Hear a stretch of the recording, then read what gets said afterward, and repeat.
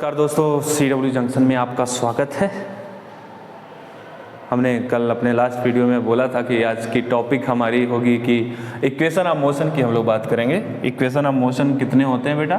3 होते हैं। First of all होता है v = u + at and second equation of motion होता है आपका s = ut + ½ at² and third equation of motion होता है आपका v² = u² + 2as।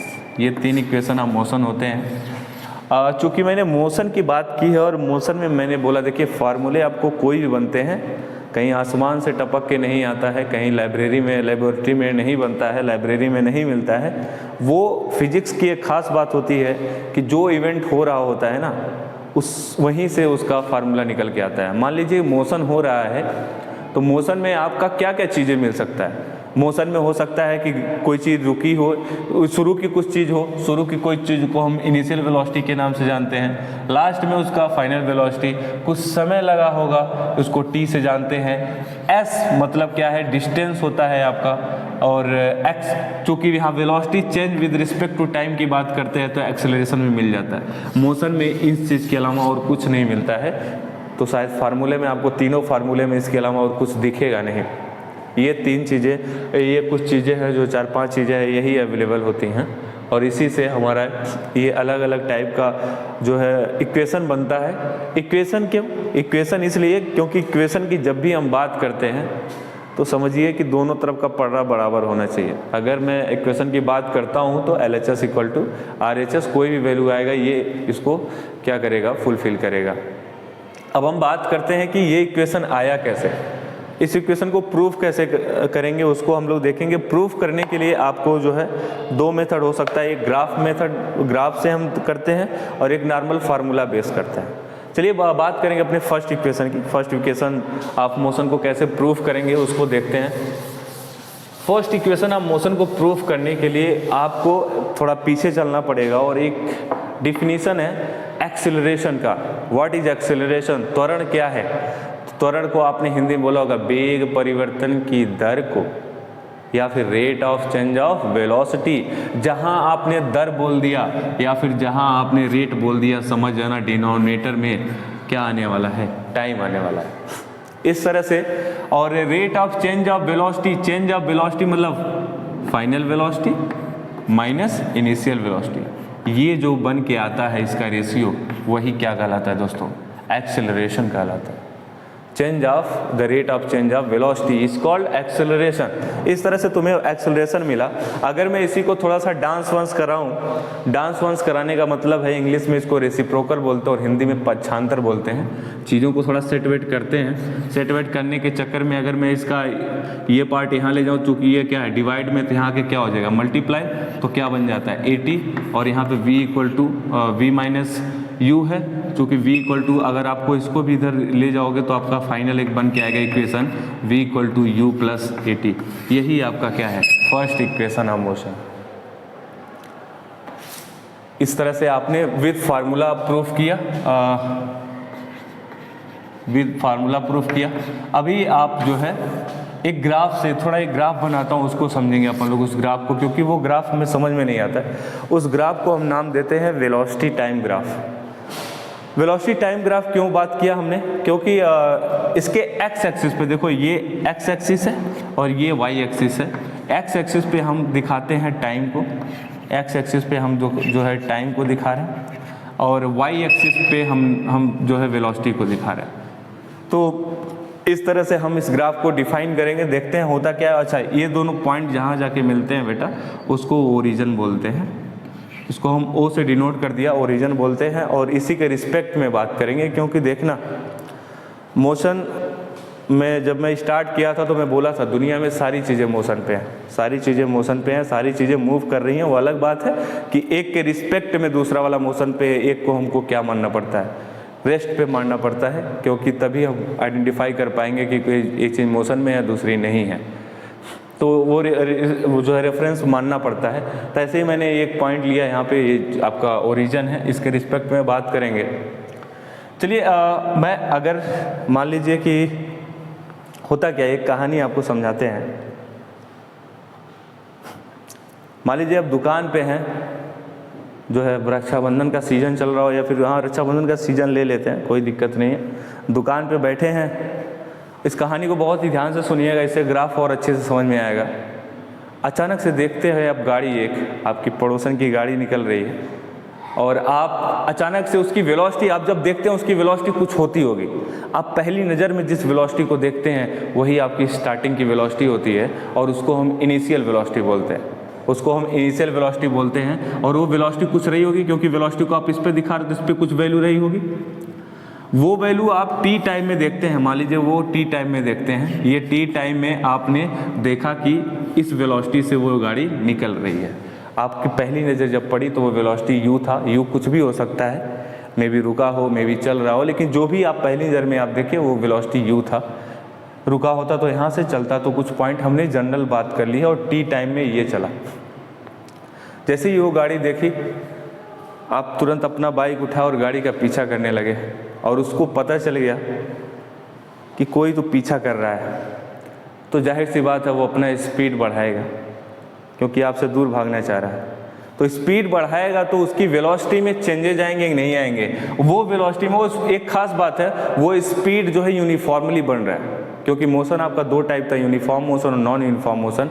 तो यहाँ यूनिफॉर्म मोशन हो रहा है। यूनिफॉर्म मोशन में आपको एक स्ट्रेट लाइन मिलेगी, स्ट्रेट लाइन मिलेगी। आफ्टर सम टाइम टी में भी जो है इसको कौन सी वेलोसिटी मिल जाती है बेटा? वी, फाइनल वेलोसिटी मिल जाती है, और वो अपने घर पहुँच जाती है और तुम बेटा आगे निकल जाते हो। ये घटना हुई है तुम्हारी।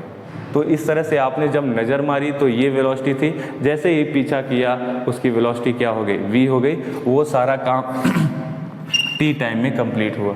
जब आप t इक्वल टू 0 पे नज़र मारी थी, वो t इक्वल टू 0 था, उस पर वेलोसिटी u थी। आफ्टर सम टाइम, t समय में जैसे ही कुछ टाइम बाद जब पीछा किया तो उसकी वेलोसिटी क्या हो गई होगी? v हो गई होगी। इस तरह से इसको हम एक नाम दे देते हैं, A B C D, सारे पॉइंट का नाम दे दोगे सारा बढ़िया रहेगा। E।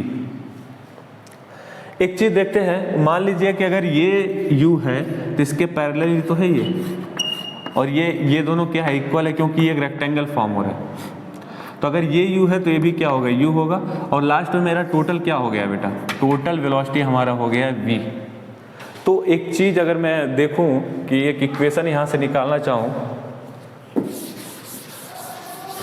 एक इक्वेशन हमारे यहाँ से बन के आता है आपका कि BC, ये टोटल BC इक्वल टू क्या? BD प्लस DC, मतलब ये वाला पॉइंट प्लस ये वाला पॉइंट, यही तो होगा BD प्लस DC। एक चीज़ देखना, आपको BC पता है कितना है? BC आपका क्या है? फाइनल वेलोसिटी V है। BD आपको पता है क्या? BD को आपको आइडिया नहीं है, BD आइडिया नहीं है आपको, DC आइडिया है। और DC कितना है बेटा? DC आपका है U। देखो ना DC U कैसे है, क्योंकि ये इक्वल टू इसके है, मतलब OA इक्वल टू DC। अगर ये U है तो ये भी U होगा, अगर ये T है तो ये भी T होगा, क्योंकि आपस में क्या है? रेक्टेंगल और रेक्टेंगल के आमने सामने के जो होते हैं वो इक्वल होते हैं। अब बात आती है, इस इक्वेशन में हमको V पता चल गया, U पता चल गया, ये BD नहीं समझ में आ रहा है क्या है। तो एक चीज़ देखना, BD को बहुत ही ध्यान से देखना। BD मतलब यहाँ पे U, यहाँ पे क्या? V, मतलब वेलोसिटी चेंज हुई है और एक टाइम में हुई है। वेलोसिटी चेंज हुई है और एक टाइम में हुई है, तो मतलब ये क्या है बेटा? एक्सेलरेशन। अगर मुझे एक्सेलरेशन निकालना हो तो मेरा एक चीज़ यहाँ से समझ में आता है, BD मैं क्या कंसीडर करूँगा? BD को कंसीडर करने के लिए आपको देखना होगा कि एक फार्मूला लगाना होगा।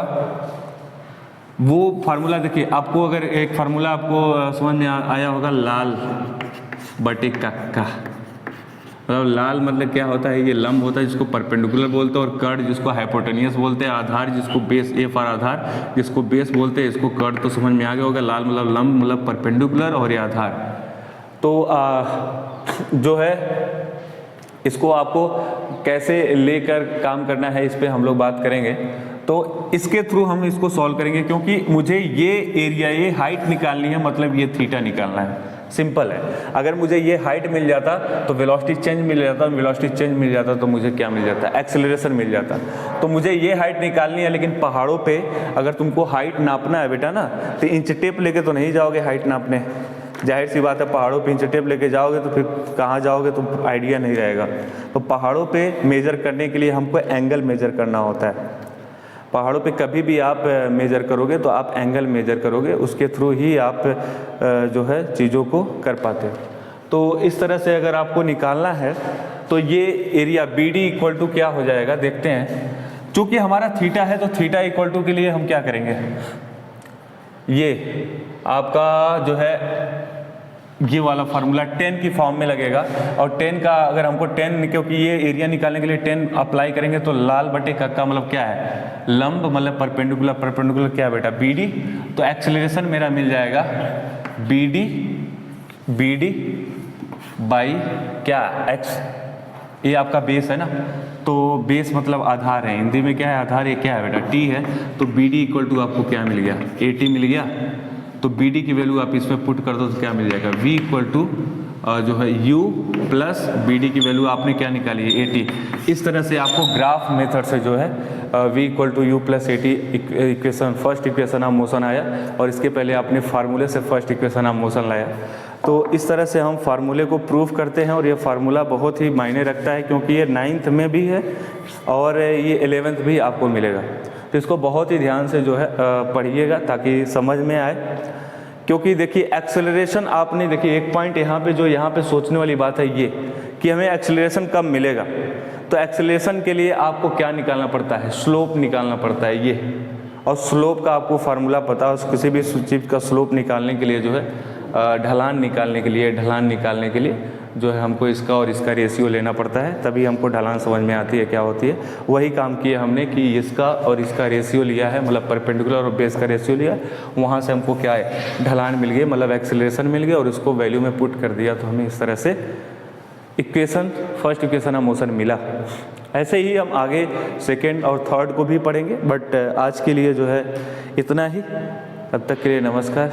वीडियो को लाइक करें, सब्सक्राइब करें, मज़े करें। Thank you.